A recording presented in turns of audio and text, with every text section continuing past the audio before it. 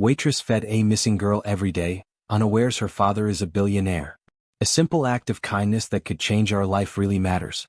Before we continue into this incredible story, we wish you a prosperous 2026. May every line fall perfectly into place for you and all your endeavors throughout 2026. Let us know where you're watching from in the comments. We'd love to hear from you. To stories like this touch your heart, hit the like button and subscribe to the channel. You're about to hear a story that will stay with you long after it ends, and tomorrow I have something truly special waiting for you. Nina Rodriguez wiped down the last table at Rosie's diner, her shoulders aching from the 12-hour shift. It was 10:47 p.m., 13 minutes before closing, and she was already mentally planning the fastest route home. 2 buses, 45 minutes if she was lucky, an hour and a half if she wasn't. She was exhausted. The kind of exhausted that lives in your bones, that no amount of sleep can fix. She'd been working double shifts for 3 months straight, ever since her landlord raised the rent by $400. Now she was paying $1,800 for a studio apartment with walls so thin she could hear her neighbors' conversations, and working 80 hours a week just to keep a roof over her head. "Nina, I'm heading out," called Marcus, the night cook. "You good to lock up?" "Yeah, go ahead." The bell above the door chimed as Marcus left. Nina started counting the register, her mind already drifting to the leftover meatloaf in the kitchen that she'd eat for dinner tonight. She hadn't bought groceries in 2 weeks. Couldn't afford to. Every dollar went to rent, utilities, and the $200 she sent to her mother in Mexico every month. That's when she heard it. A soft scratching sound coming from the alley behind the diner. Nina froze, listening. There it was again. Scratching, then a small thump like something, or someone, had knocked over a trash can. She grabbed the baseball bat they kept under the counter and walked slowly toward the back door. Her heart pounded. Last month, someone had tried to break into the diner after hours. The owner had installed better locks, but still. Nina unlocked the door and pushed it open slowly. "Hello," she called out. "Diner's closed. You need to." She stopped. Huddled behind the dumpster, illuminated by the single overhead light, was a child. A little girl, maybe 8 or 9 years old, with tangled blonde hair and clothes that looked like they'd been worn for days. She was digging through a garbage bag, pulling out food scraps. Nina's breath caught in her throat. The girl looked up, her eyes wide with fear. She scrambled backward, clutching a half-eaten hamburger bun to her chest. "Wait," Nina said quickly, setting down the bat. "Wait, I'm not going to hurt you. It's okay." The girl didn't move, but she didn't run either. She just stared at Nina with huge blue eyes that looked too old for her young face. Nina knelt down slowly, making herself smaller, less threatening. "What's your name, sweetheart?" The girl didn't answer. "Are you hungry?" A tiny nod. Nina's heart broke. "Come inside. Please. Let me get you some real food. Not from the garbage." The girl hesitated, clearly torn between hunger and fear. "I promise," Nina said softly. "I just want to help you. I won't call anyone. I just want to make sure you eat something, okay?" After a long moment, the girl nodded again. Nina held the door open and the child slipped inside like a ghost. In the bright lights of the diner, Nina could see just how bad things were. The girl's clothes were filthy and torn. Her face was smudged with dirt. Her arms were covered in bruises, some fresh, some fading to yellow and green. Nina felt sick. "Sit down," she said gently, gesturing to a booth. "What do you like? Pancakes?" "I can make anything." "Pancakes," the girl whispered. It was the first word she'd spoken, barely audible. Nina went to the kitchen and made a stack of pancakes, scrambled eggs, bacon, and toast. She brought out orange juice and milk. She piled the plate high, more food than the girl could possibly eat, but something about the hollow look in those eyes told Nina the child needed to see abundance. Needed to know there was enough. The girl ate like someone who hadn't had a meal in days. She didn't use a fork at first, just grabbed the pancakes with her hands and shoved them in her mouth. Nina didn't say anything. She just sat across from her, watching, making sure she didn't choke. When the girl finally slowed down, Nina asked gently, "What's your name?" The girl looked at her for a long moment. "Emma," she finally said. "Emma. That's a beautiful name." Nina smiled. "I'm Nina. Where are you staying, Emma? Where are your parents?" Emma's face closed off immediately. She looked down at her plate. "It's okay," Nina said quickly. "You don't have to tell me. But Emma, I need to know, are you safe? Is someone hurting you?" Emma didn't answer, but her hands started shaking. Nina made a decision. She didn't know if it was the right one, but she knew she couldn't let this child go back to wherever she'd come from. Not tonight. "Listen," Nina said. It's late. It's cold outside. Why don't you stay here tonight? I can make you a bed in the storage room. It's warm and safe. And tomorrow we can figure things out. Okay. Emma looked at her with those ancient eyes. You won't call the police? Not if you don't want me to. Emma nodded slowly. Okay. Nina made a makeshift bed out of tablecloths and her own jacket. She gave Emma a clean t-shirt from the Lost and Found to sleep in. She locked the doors and turned off most of the lights, leaving just the small lamp in the storage room. I'll be right here, Nina said, pointing to the booth she'd sleep in. If you need anything, just call for me. Okay. Okay, Emma whispered. Nina lay down in the booth, staring at the ceiling, her mind racing. She should call the police. She should call child services.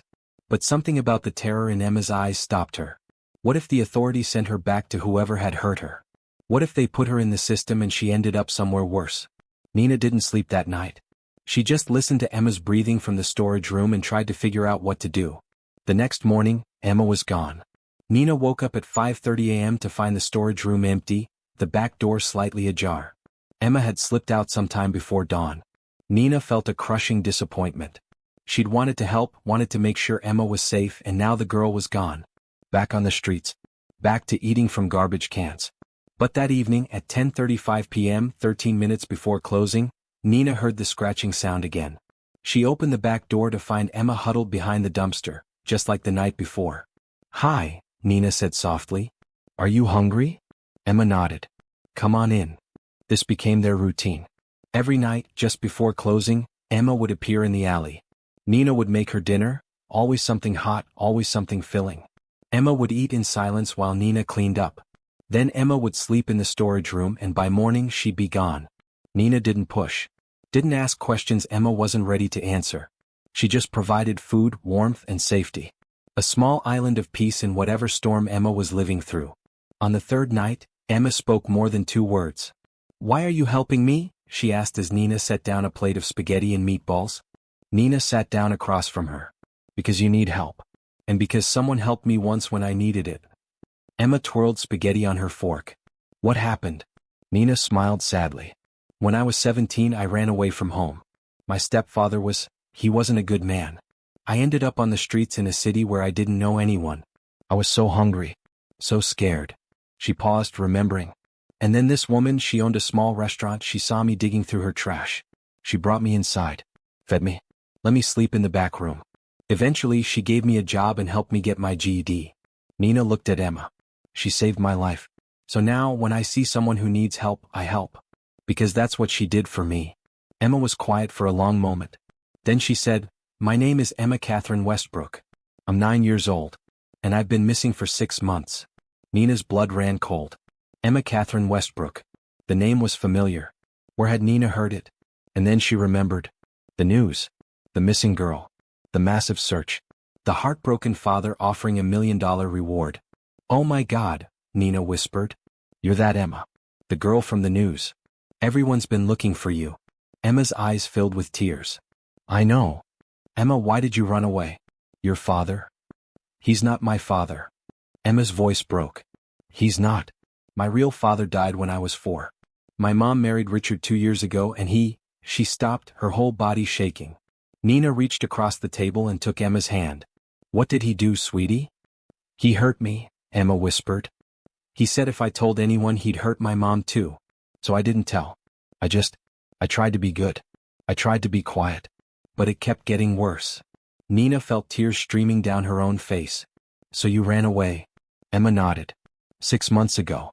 I've been hiding ever since. I sleep in different places. I move around so no one finds me. Because if they find me, they'll send me back to him and she couldn't finish. Oh, Emma. Nina pulled the girl into her arms and Emma sobbed into her shoulder. You're so brave. So incredibly brave. They sat there for a long time, Emma crying and Nina holding her, both of them broken by a world that failed to protect children. Finally, Nina pulled back and looked at Emma seriously. We need to tell someone. Someone who can help you. Who can make sure you never have to go back to Richard. They won't believe me, Emma said. He's rich. He's important. My mom loves him. Nobody will believe me. I believe you, Nina said fiercely. And I promise you, Emma, I will not let them send you back to him. Even if I have to, she stopped. Even if I have to fight everyone in the world, I won't let that happen. Emma looked at her with hope and fear warring in her eyes. You promise? I promise. Over the next week, Nina did something she'd never done before. She started taking pictures. Of Emma's bruises. Of the way the girl flinched when anyone moved too quickly. Of the terror in her eyes when Nina mentioned calling authorities. Nina also started doing research. She found articles about Emma's disappearance. About the massive search. About the reward. And she found something else. Articles about Richard Westbrook, Emma's stepfather. Billionaire real estate developer. Philanthropist. Regular donor to children's charities. The irony made Nina sick. She also found interviews with Emma's mother, Catherine Westbrook, begging for her daughter's return. The woman looked genuinely devastated. Desperate. Nina watched those videos over and over, trying to figure out if Catherine knew what her husband was doing. On the 8th night, Nina made a decision. Emma, she said as the girl finished her dinner, I want to help you. Really help you. But I need you to trust me. Can you do that? Emma nodded slowly. I'm going to call someone. Not the police. A lawyer. Someone who specializes in helping kids like you. Someone who can make sure you're safe and that Richard can never hurt you again. Emma's face went pale. What if? I won't let anything happen to you, Nina interrupted. I swear on my life. You're not going back to him. Ever. The next day, Nina called a lawyer she'd found online. Jennifer Morrison specialized in child abuse cases and had a reputation for being fierce and relentless. I have a child, Nina said when Jennifer answered. Emma Catherine Westbrook. The missing girl. She's been staying with me. She ran away because her stepfather was abusing her. There was a pause. Ms. Rodriguez, do you understand what you're saying? This is a major case. The FBI is involved. You could be charged with... I don't care, Nina said. I care about keeping Emma safe. Can you help us or not? Another pause. Give me your address. I'll be there in an hour. Jennifer Morrison arrived at the diner that evening with 2 Child Protective Services workers and a detective who specialized in child abuse cases. Nina had warned Emma they were coming, had promised over and over that these were safe people. But when Emma saw the strangers, she ran to Nina and wrapped her arms around her waist, trembling. It's okay, Nina whispered. I'm here. I'm not leaving you. Jennifer knelt down to Emma's level. Hi, Emma. My name is Jennifer. I'm a lawyer and I help kids who've been hurt. Nina called me because she's worried about you. And I promise you my only job is to keep you safe. Nobody is going to make you go back anywhere you don't want to go. Okay. Emma didn't respond, but she didn't run either. Over the next 3 hours, Emma told her story. Nina held her hand the entire time. The detective recorded everything. The CPS workers documented the bruises and scars. And slowly the full picture emerged. Richard Westbrook had been abusing Emma for almost 2 years. The abuse had escalated 6 months ago, and Emma had finally run away. She'd been living on the streets ever since, terrified to come forward because Richard had convinced her nobody would believe her. He said he'd hurt my mom, Emma whispered. He said if I told, he'd make sure something bad happened to her. He said nobody would believe a stupid kid over him. Jennifer's jaw tightened. Emma, I need you to hear me very carefully. What Richard did to you is a crime. A serious crime. And yes, he's rich and powerful, but that doesn't put him above the law. I'm going to make sure he pays for what he did. But I need you to be brave a little bit longer. Can you do that? Emma looked at Nina. Will you stay with me? Nina's throat tightened. As long as they'll let me. Jennifer stood up and pulled Nina aside. We need to place Emma in protective custody while we build the case. Normally that would mean a foster home, but given the circumstances, she paused. Would you be willing to be her emergency foster placement? Just temporarily until this is sorted out. Nina's eyes widened. I don't have much money. My apartment is tiny. I work 80 hours a week. We'll help with the finances, Jennifer said. And Emma trusts you. That's more important than anything else right now. Nina looked at Emma, who was watching them with hopeful, terrified eyes. Yes, Nina said. Yes, of course. The next 48 hours were chaos. Jennifer filed emergency custody papers. CPS approved Nina as temporary foster care. The FBI raided Richard Westbrook's home and office, seizing computers and documents. And Richard Westbrook was arrested on multiple counts of child abuse. The news exploded. Billionaire philanthropist arrested for abusing stepdaughter. Missing girl found after 6 months. Waitress who protected her speaks out. Nina's phone wouldn't stop ringing. Reporters camped outside her apartment. The diner was swarmed with news vans. Through it all, Nina kept Emma close. She called in sick to work for the first time in 3 years. She spent every moment with Emma, helping her feel safe, helping her understand that this time, someone was listening. Someone believed her. On the third day, there was a knock at Nina's apartment door. She looked through the peephole and saw a woman she recognized from the news. Catherine Westbrook, Emma's mother. Nina opened the door slowly. Catherine looked terrible. Her eyes were red and swollen. Her face was gaunt. She stared at Nina with an expression of desperate hope and crushing guilt. "Is she here?" Catherine whispered. "Is my daughter here?" Nina hesitated. "Emma's not ready. Please." Catherine's voice broke. "Please, I just need to see her. I need to know she's alive and safe. I need to." She couldn't finish. She just stood there sobbing. Nina heard footsteps behind her. She turned to find Emma standing in the hallway, staring at her mother. "Mom?" Emma's voice was small, uncertain. Catherine made a sound that was half sob, half gasp. "Emma. Oh, Emma, my baby." She took a step forward, but Emma backed up. "Did you know?" Emma asked, her voice shaking. "Did you know what he was doing to me?" Catherine's face crumpled. "No. No, Emma, I swear to God I didn't know. If I had known, if I had even suspected." She sank to her knees right there in the hallway. "I'm so sorry. I'm so sorry. I should have seen it. I should have known." What kind of mother doesn't see that her child is being hurt? Emma started crying. "He said you knew. He said you didn't care. He said you loved him more than me." "No." Catherine crawled forward on her knees. "No, Emma, that's a lie. You are everything to me. Everything. I love you more than my own life. And I failed you. I failed to protect you, and I will never forgive myself for that." Emma stood frozen, tears streaming down her face. Then, slowly, she walked toward her mother. Catherine wrapped her arms around her daughter and held her like she would never let go. They both sobbed, holding each other, rocking back and forth in Nina's tiny hallway. Nina watched with tears in her own eyes, feeling both heartbroken and hopeful. After a long time, Catherine looked up at Nina. "You saved her," she said, her voice thick with emotion. "You fed her. You kept her safe. You believed her when no one else would.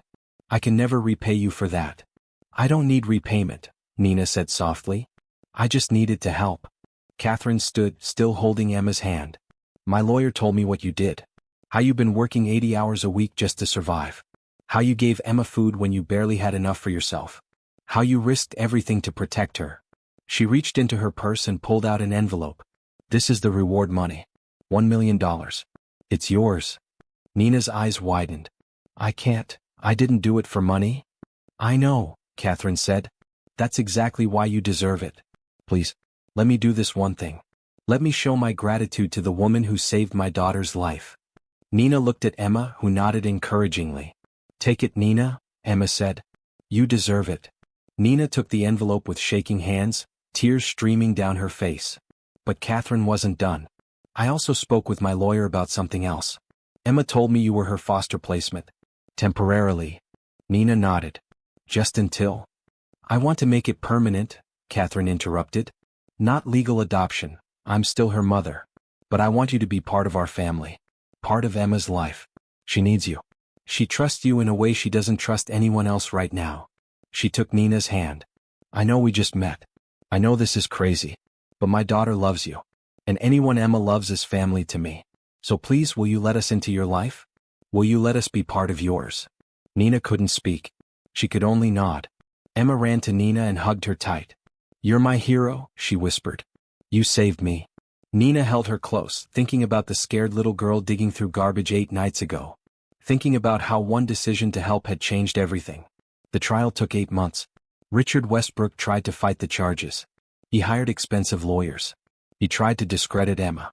He tried to paint Nina as someone who'd kidnapped Emma for the reward money. But Jennifer Morrison was relentless. She had Emma's testimony. She had Nina's photographs. She had medical evidence. She had the testimony of Emma's teachers who'd noticed changes in her behavior but hadn't known what to do. And most damning of all, she had Richard's computer, which contained searches that proved he'd known exactly what he was doing and how to hide it. Richard Westbrook was convicted on all counts. He was sentenced to 35 years in prison. The day the verdict was read, Nina sat in the courtroom between Emma and Catherine. Emma held both their hands, squeezing tight. When the judge said guilty, Emma started crying. Not from sadness but from relief. "It's over," she whispered. "It's really over." Nina pulled her close. "It's over, sweetheart. You're safe now." After the trial, Catherine made good on her promise. She bought a house with enough room for everyone: Catherine, Emma, and Nina, who moved into the guest suite. Nina quit working double shifts. She went back to school to study social work, determined to help other children like Emma. Catherine funded a foundation in Emma's name, dedicated to helping children escape abuse. Nina became the director. And Emma slowly but surely began to heal. She went back to school. She made friends. She laughed again, really laughed in a way she hadn't in years. One evening, 2 years after that night in the alley, Nina tucked Emma into bed. Emma was 11 now, taller, healthier, happier. "Nina?" Emma said as Nina turned off the light. "Yeah, sweetie? Do you remember that first night? When I was eating from the garbage and you found me?" "I remember. What made you stop? Most people just walked past me. Why did you help?" Nina sat on the edge of the bed thinking about how to answer. "Because I saw you," she said finally. "Really saw you. Not as a problem or an inconvenience but as a person who needed help. And I couldn't walk away from that." Emma was quiet for a moment. "I'm glad you didn't walk away." "Me too, baby. Me too." As Nina left the room, she thought about how her life had changed. 2 years ago, she'd been working herself to death just to survive. She'd been alone, exhausted, hopeless. Now she had a family. She had purpose. She had a beautiful girl who called her Aunt Nina, and looked at her like she'd hung the moon. And all because she'd stopped. Because she'd fed a hungry child. Because she'd chosen kindness when it would have been easier to look away. 5 years after that night in the alley, Nina stood on stage at a child advocacy conference, addressing 2,000 people. 5 years ago, she said, "I was a waitress working 80 hours a week just to pay rent.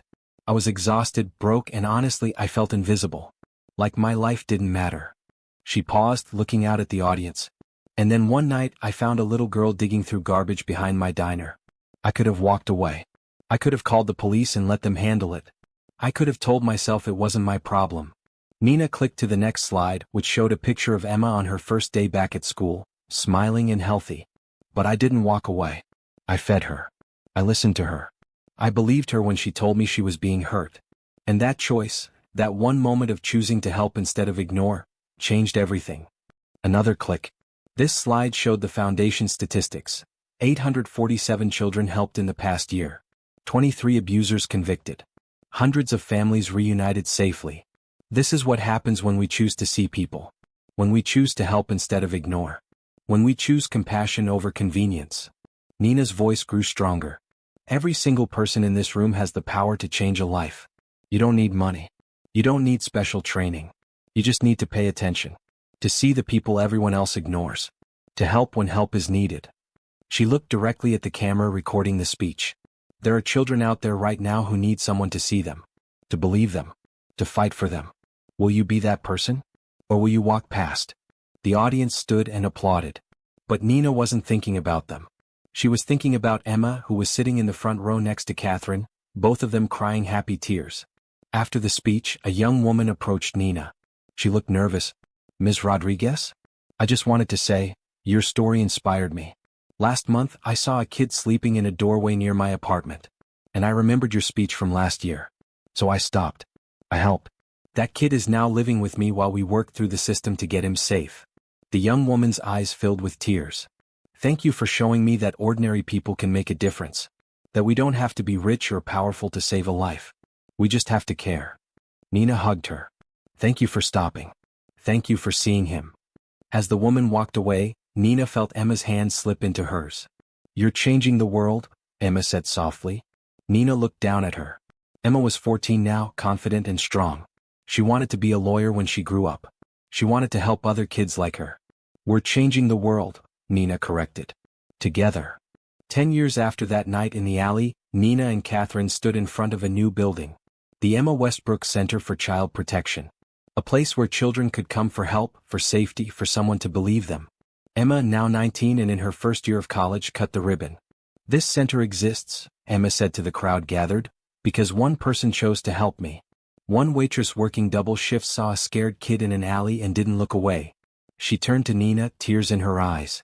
Nina could have walked past. She had every reason to. She was exhausted, broke, and barely surviving herself. But she stopped. She fed me. She protected me. She believed me. And she saved my life. Emma's voice grew stronger. Every child who comes through these doors will find someone who believes them. Someone who sees them. Someone who will fight for them. Because that's what Nina did for me. And now it's what we'll do for others. The crowd applauded as Emma walked over and hugged Nina tight. I love you, Emma whispered. Thank you for stopping that night.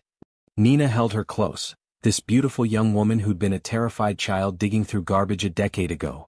I love you too, sweetheart. And I'd stop for you again and again and again. Every single time. That evening, Nina, Emma, and Catherine had dinner together, like they did every Sunday. It was their tradition, their sacred time together as a family.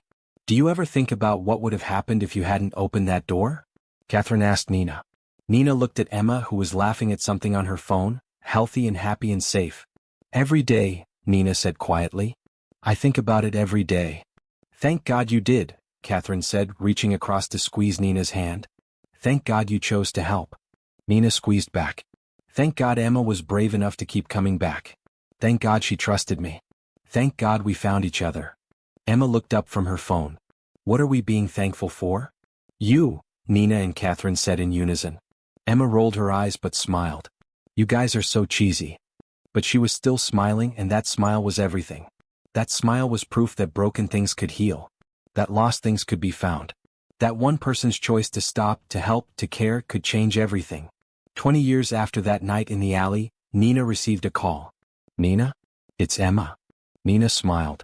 Even now, after all these years, hearing Emma's voice made her heart warm. Hi, sweetheart. How are you? I'm good. Great, actually. I have news. What news? I'm getting married. Nina felt tears spring to her eyes. Oh, Emma. That's wonderful. Tell me everything. Emma laughed. His name is David. He's a social worker too. We met at a conference. He's kind and patient and he makes me laugh. He knows everything about my past and he loves me anyway. Of course he does, Nina said. You're amazing. Nina, Emma's voice grew serious. I'm calling because I need to ask you something important. Anything. Will you walk me down the aisle? You and Mom both? You're both my mothers. You both saved me in different ways. And I want you both there, giving me away, standing with me. Nina couldn't speak through her tears. Nina? Are you there? I'm here, Nina managed. And yes, of course. I'd be honored. 6 months later, Nina stood in a church, wearing a beautiful dress Catherine had bought for her, watching Emma walk down the aisle. Catherine was on Emma's other side, both of them holding Emma's arms. Emma looked radiant. Happy. Oh. As they reached the altar, Emma turned and hugged them both. Thank you, she whispered. For everything. For saving me. For loving me. For being my family. Nina held her close one more time, then stepped back and watched Emma marry the love of her life. During the reception, Emma stood to give a speech. Most of you know my story, she began. How I was lost and then found. How I was broken and then healed. But what you might not know is that none of this happiness, this healing, this love, would exist if one woman hadn't decided to help a scared kid in an alley 20 years ago. She looked at Nina, who was crying at her table. Nina Rodriguez was a waitress who could barely afford to eat. But when she found me digging through garbage, she fed me anyway. She gave me her own food. She protected me. She fought for me. She loved me when I didn't know how to love myself. Emma's voice broke. She taught me that kindness is the most powerful force in the world. That one person caring enough to stop can change everything. And she showed me that family isn't just blood. It's the people who choose to love you, who choose to fight for you, who choose to stay. She raised her glass. To Nina. The woman who stopped. The woman who saw me. The woman who saved my life. I love you. Everyone stood and toasted. Nina couldn't see through her tears. Later, as the party wound down, Emma found Nina on the terrace looking up at the stars. Hey, Emma said, slipping her arm through Nina's. What are you thinking about? Nina smiled. I'm thinking about that scared little girl behind the dumpster. And I'm looking at the incredible woman she became. And I'm so proud of you, Emma. So incredibly proud. Emma leaned her head on Nina's shoulder. I never would have become this person without you. You would have, Nina said.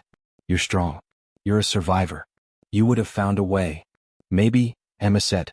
But I'm glad I didn't have to find it alone. I'm glad you were there. They stood together in comfortable silence, watching the stars. Finally, Emma said, "Nina? Can I tell you something?"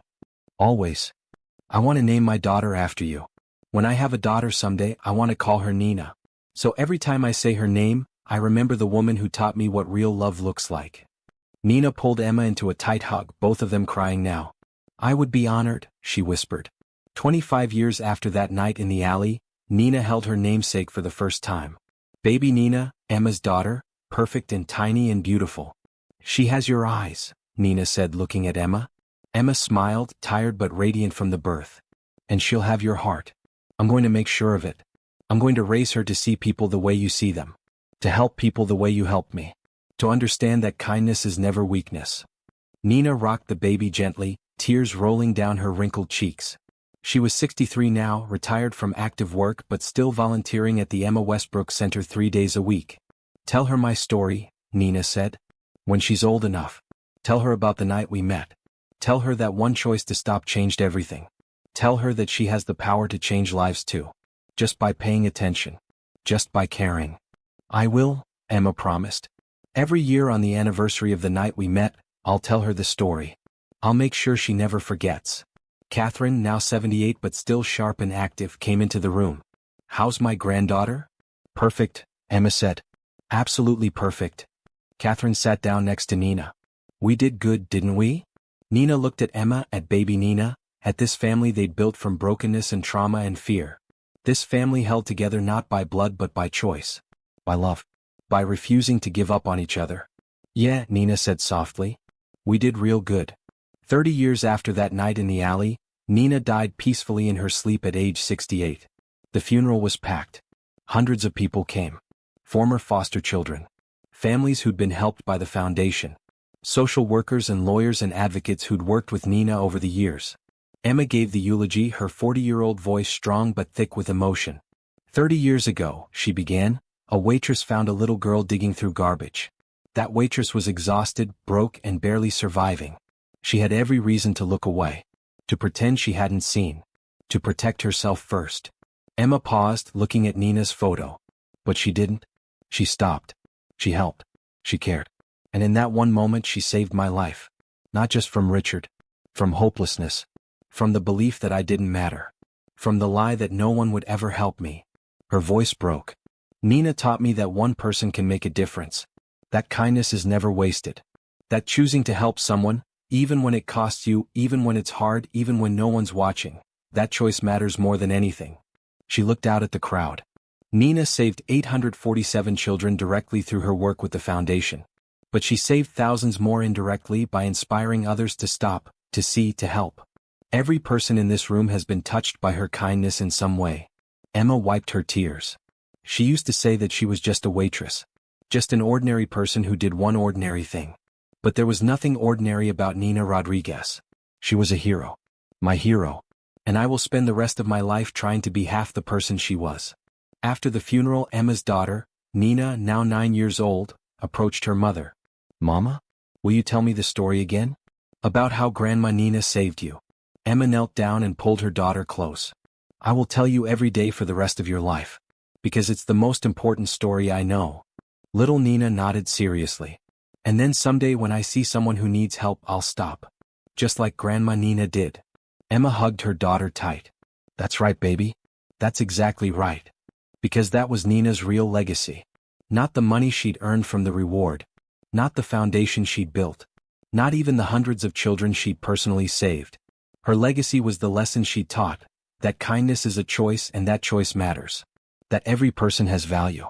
That we all have the power to change lives simply by paying attention, by caring, by refusing to walk past suffering. Nina Rodriguez had been a waitress who fed a missing girl every day without knowing her father was a billionaire. But she hadn't done it for the money. She hadn't done it for recognition. She'd done it because a child was hungry and she had food. Because someone needed help and she could give it. She'd done it because it was right. And in the end, that was everything. If this story touched your heart, don't forget to hit that like button and subscribe. Share it with someone who needs to be reminded that one act of kindness can change everything. Because we all have the power to save a life. We just have to choose to stop, to see, to care. Until next time, stay kind, stay brave, and never underestimate the power of helping one person. Your one choice could change the world.